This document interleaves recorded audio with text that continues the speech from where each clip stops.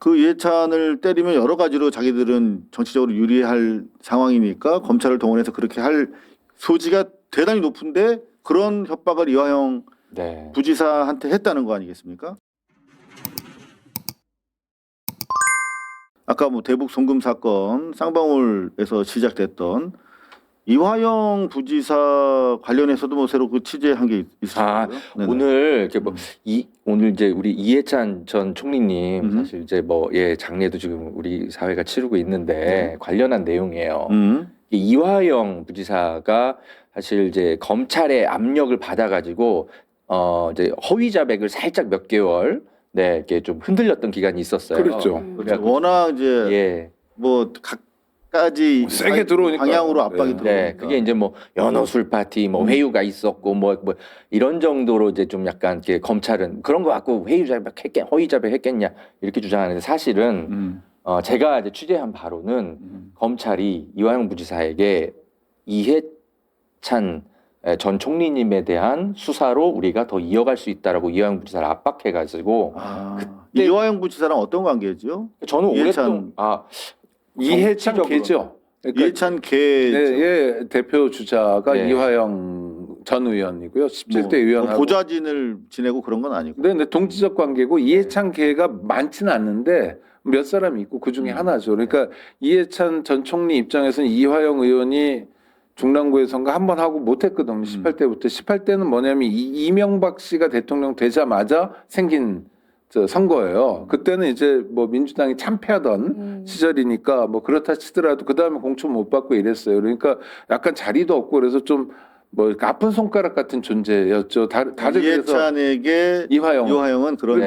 그래서 이제 사실 경기도에 그렇게 들어가는 과정도 뭐 이해찬 대표가 부탁을 했겠죠. 물론 이재명 지사도 이제 쓸만하고 역량이 있으니까 안배를 했을 수 있죠. 부지사로 했겠지만 그런 관계입니다. 네. 그러니까 아끼는 관계인데 지금 말씀하신 것처럼 이화영 전 부지사 입장에서 이해찬 총리를 건드린다고 한다면 이게 우리가 알잖아요. 혐의가 있어서 건드리는 게 아니라 그냥 막 생사람버리고 그리고 네. 실제로 이해찬 전 총리가 어마어마한 그 당시 뭐 당 대표도 하셨을 뿐더러 우리 민주 진영의 사실은 가장 어떤 그 고문으로서 정치적 영향력이 있는 분이기 때문에 그 이해찬을 때리면 여러 가지로 자기들은 정치적으로 유리할 상황이니까 검찰을 동원해서 그렇게 할 소지가 대단히 높은데 그런 협박을 이화영 부지사한테 했다는 거 아니겠습니까? 저는 그렇게 변호인들로부터 들었었고 그래서 그러면 되게 고통스럽게 내가 차라리 당하는 건 몰라도 그럼요. 아니 정진상이나 김용 이런 사람들도 그런 거잖아요. 굉장히 물론 잘 지켰지만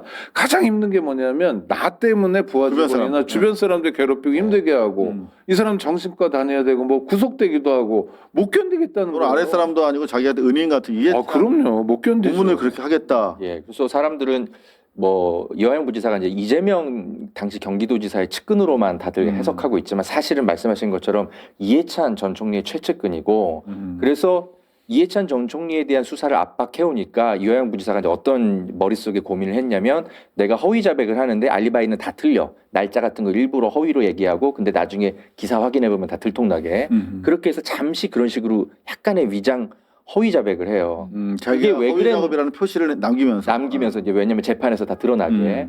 근데 이거를 왜 했냐? 왜 허위 자백했냐가 이제 조금 풀리지 않는 의문이었는데 이걸 무슨 연어술 파티 뭐 이런 걸로 우리가 선정적으로 이해하지만 사실은 검찰이 이해찬 전 총리에 대한 수사로 이화영 부지사를 압박했기 때문에 사실 그래서 마음이 잠시 흔들려서 그릇된 선택을 했던 겁니다. 진짜 나쁜 놈들입니다. 악귀 같은 존재들. 예. 악귀. 그래서 이해찬 전 총리님 이번에 지금 장례 치르는 와중에 제가 이제 변호사님과 좀 통화를 좀 했어요. 이화영 부지사 쪽과. 그래서 아유 어떻게 장례도 못 가보시는데 어떡하냐 이화영 부지사님께 여쭤보니까 그런 얘기들을 이제 좀 더 자세히 하시더라고요. 사실은 이화영 부지사님이 그런 일로 고통을 받았었고 이해찬 전 총리님도 그런 일 때문에 마음고생 많이 하셨고 이렇게 또 희생되신 거다 이런 좀 얘기를 좀 하고 있어요. 이화영 부지사님 입장에선 지금 미치죠. 더 많이 고통스러우시겠네요. 저는 안양교도소에 갔다가 이화영 부지사를 봤어요. 수의 입고 있고 변호인 접견실에서 이렇게 나오는 장면에서 악수하고 건강 상태는 어때요? 뭐 그냥 그래요. 근데 막 울더라고요. 그러니까 막 그냥 뭐 아는 사람 만났다 이런 것도 있지만 그냥 하여튼 자기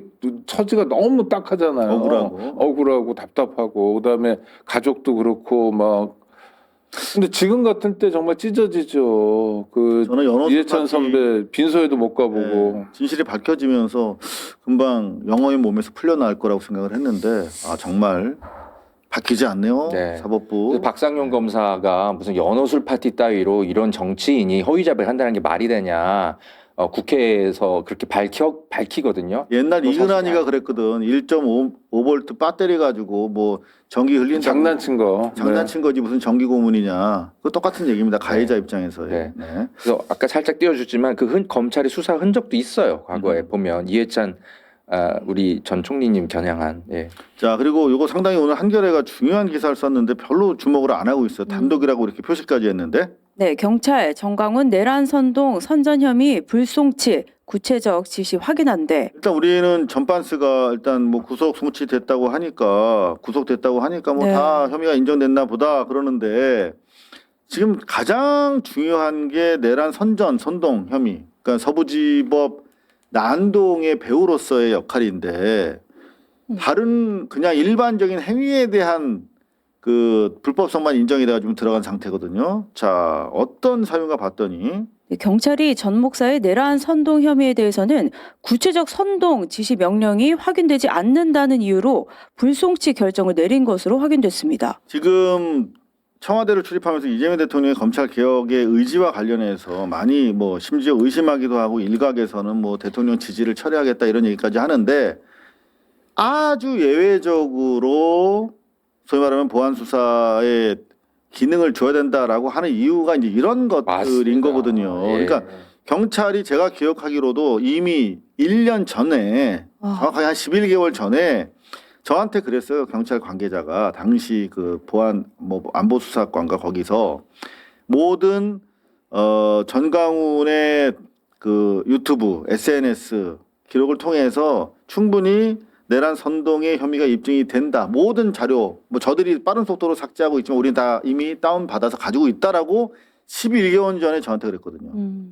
그래놓고 구체적 선동 지시 명령이 확인되지 않았다라며 아주 가벼운 사실은 혐의로 구속영장을 받아낸 거예요. 근데 이해되지 않는데 그러니까 이 이거는 경찰이- 아마 저 대통령은 지금 경찰이 워낙 거대 조직이고 앞으로 어마어마한 권능을 행사하게 될 텐데 실제로 검찰보다 경찰을 그 방대한 조직을 감시하고 지휘하기는 상당히 어렵기 때문에 그 시스템을 만들려고 하면서 다른 한편으로 아주 예외적으로 지금 보안 수사 필요성을 얘기하고 있는 것인데 이런 부분 상당히 아니 문제가 그러니까 있네요. 이제 불송치는 사건을 끝내버리는 거잖아요. 송치라는 건 경찰에서 검찰로 기소기관으로 보내는 걸 송치라고 하는데, 근데 그 이유가 구체적인 선동 지시 명령이 확인되지 않는다라는 건 그럼 구체적인 건 뭡니까? 가서 불 질러라, 가서 판사를 죽여라 이런 게 구체적이라는 거예요? 그렇지 않잖아요. 좌표 찍고 어디를 공격하라고 지시했잖아요. 서부 지원 가라고 그러지 남부 지원 가라고 그랬습니까? 이 사람이? 그럼 더 이상 구체적인 선동과 지시가 뭐가 있어요? 명령이 뭐가 있어요? 또 하나는 단순히 인터넷 공간에서 유튜브에서 떠들고 만 게 아니라 특임 전도사들이 가지 않습니까? 그래서 구체적으로 범죄를 저지르잖아요. 네.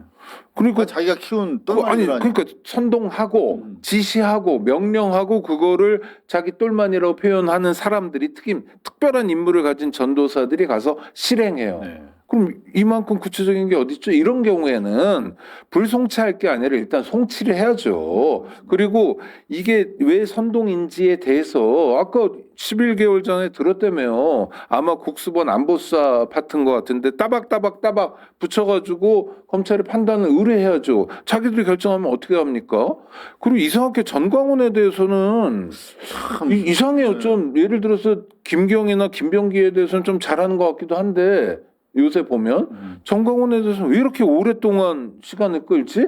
왜 이렇게 잘한다는 뜨뜻미지근하지? 표현이 이제 속도와 어떤 그렇죠. 그 강도 면에서 집중도 하고 집중성 있게 한다라고 하는 취지의 말씀이신 것 같은데 지금 그런 의미에서는 이거는 누가 봐도 봐주기가 명백한데 그래도 구속은 시켰네라고 어여삐 봐주려고 했는데 못 봐주겠어. 아니, 매우 지난번에 중요한- 전광훈에 대해서 실제로 한번 구속영장 보시면- 신청했을 때도 그랬어요. 네, 여기 보시면은 특수건조물 침입교사, 집행시위원 법률 위반 여기 들어가라고 한 그 행위 자체에 대해서만 지금 징계를 한 것이고 이미 일주일 전에 우리 이진관, 대진관 부장판사가 적시한 내용이 있어요. 저기 가이드라인이 있기 때문에 좀 잘 될 거라고 생각했는데 뭐라고 그때 판결하셨냐면 이렇게 얘기를 했어요.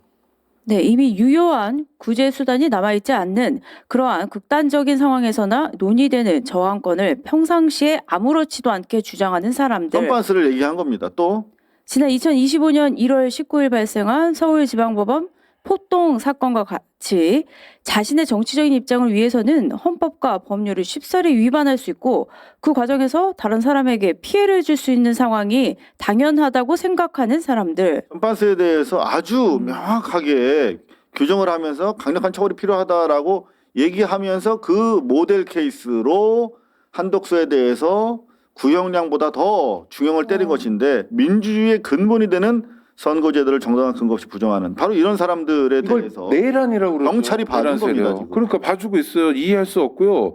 지난번에 구속영장 신청했다가 검찰에서 반려했잖아요. 네. 그때도 사실 별로 반발을 안 하더라고요. 경찰에서 왜 이러지? 그때 우리가 사실은 응. 검찰을 워낙 미워하니까 그러니까요. 검찰이 왜 반려했어?